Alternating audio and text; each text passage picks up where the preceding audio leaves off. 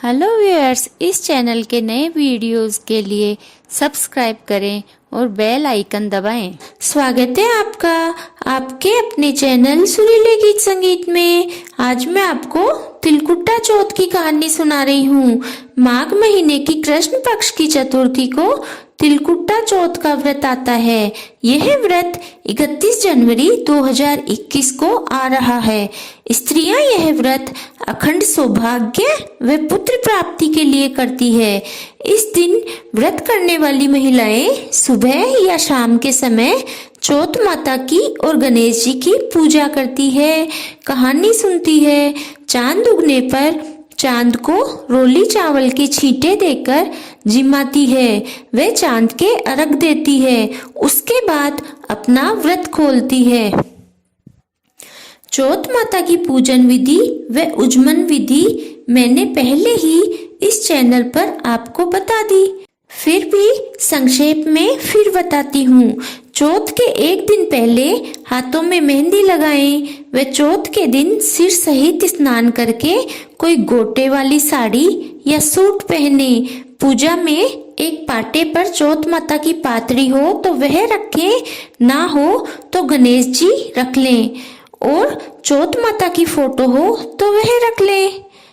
फिर गणेश जी और चौथ माता की पूजा करें, माता की जोत लें व पाटे पर अपने रिवाज के अनुसार 13-13 या 5-5 टिक्की, सबसे पहले रोली, फिर मेहंदी व उसके बाद काजल की टिक्की लगाएं।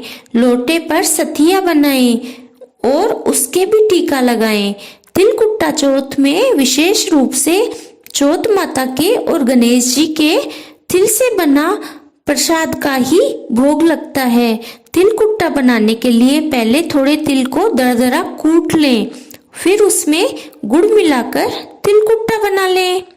वह कहानी सुनते समय हाथ में तिलकुट्टा लेकर ही कहानी सुने। यदि आप तिल चौथ का उज्मन कर रही हो तो तिलकुट्टे की बनी मिठाई सबको दें।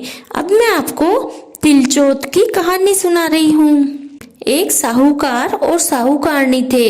वे धर्म, पुण्य और पूजा पाठ कुछ भी नहीं करते थे, जिससे उनके कोई संतान नहीं हुई। एक दिन साहूकारनी पड़ोसन के यहाँ गई, तब पड़ोसन चौथ माता की पूजा कर रही थी। तब साहूकारनी बोली कि आप लोग क्या कर रहे हो? पड़ोसन बोली कि आज चौथ माता का व्रत है, सो हम लोग पूजा कर रहे हैं। साहूकारनी बोली, इसको करने से क्या फल मिलता है? पड़ोसन बोली कि इस व्रत के करने से अन्न धन होता है, बांझ को पुत्र मिलता है, व चौथ माता सुहाग देती है। तब साहूकारनी बोली कि हे चौथ माता, यदि मैं नहाई रह जाऊं तो 1.25 सेर का तिलकुट्टा करूंगी। फिर कुछ समय के बाद उसके लड़का हो गया, परंतु उसने चौथ माता का तिलकुट्टा नहीं किया। धीरे धीरे समय बीतता गया। फिर वह बोली कि हे चौथ माता, मेरे बेटे का विवाह होगा, तब मैं 1.25 मन का तिलकुट्टा करूंगी। बेटे का विवाह मंड गया। सब लोग विवाह करने के लिए गए। तब चौथ माता ने सोचा कि साहूकारनी हमेशा तिलकुट्टा बोलती है, पर एक बार भी इसने तिलकुट्टा नहीं किया। अगर इसे पर्चा नहीं दिखाएंगे तो कलयुग में हमें कौन मानेगा? उधर फेरों के समय जब बेटे ने पहला फेरा लिया, फिर दूसरा फेरा लिया, तीसरा फेरा लिया, चौथे फेरे में चौथ माता गाजती गौरती आई और बेटे को उठाकर ले गई और ले जाकर पीपल पर बैठा दिया। फेरों में हाहाकार मच गया। दूल्हे को सब जगह ढूंढने लगे, पर दूल्हा कहीं नहीं मिला।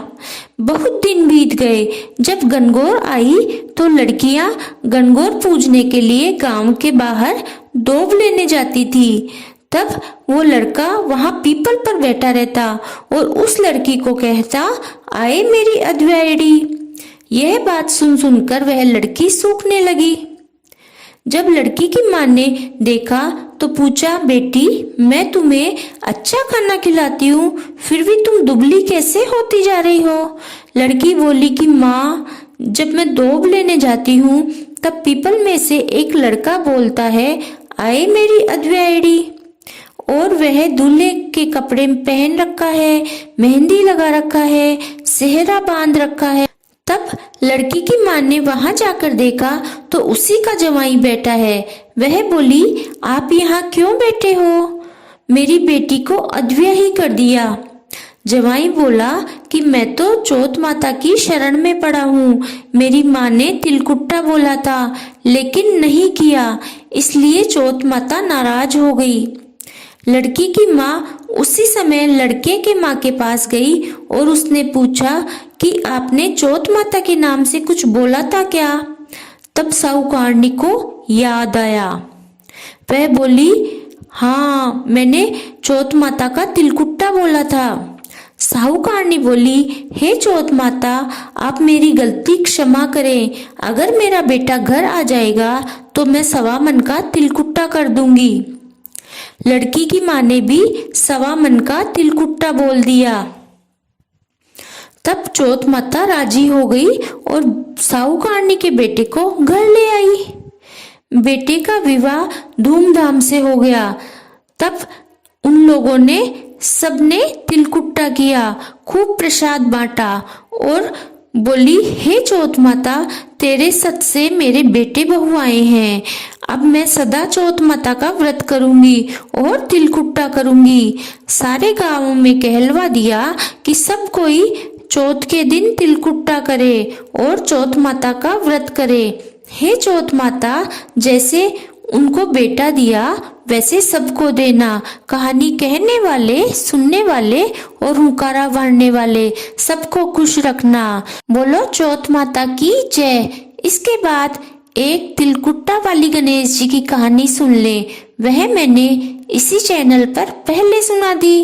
बोलो गणेश जी महाराज की जय। अगर आपको ये कहानी पसंद आई है तो इसे लाइक और शेयर जरूर करें, और यदि आपने चैनल को सब्सक्राइब नहीं किया है तो प्लीज इसे सब्सक्राइब कीजिए और बेल आइकन दबाना ना भूलें। Thank you.